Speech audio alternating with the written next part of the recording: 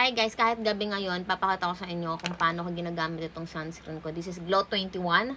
Ayan, meron na po itong SPF 50 PA+. May UV sunscreen na po siya guys. Kaya, ayan guys, maganda tong gamitin. Lalo na sa, ayan, pag malabas kayo.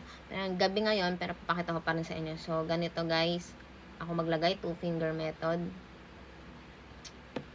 So, dito muna tayo maglagay. Pakita ko sa inyo yung kung gaano siya kaganda. Ayan. Wala po siyang white cast.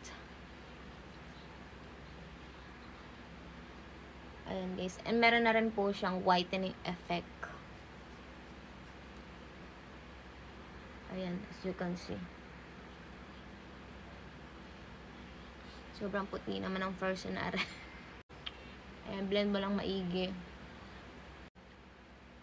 So, yun siya. Para ka na dito foundation. Tapos dito, lagay mo na rin natin yung sa kabila. Ayan.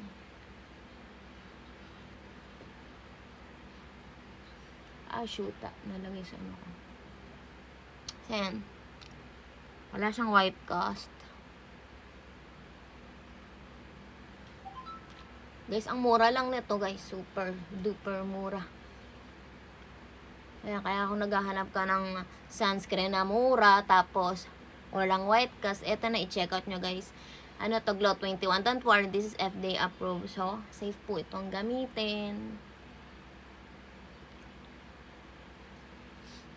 Yan guys, i-check out nyo na to.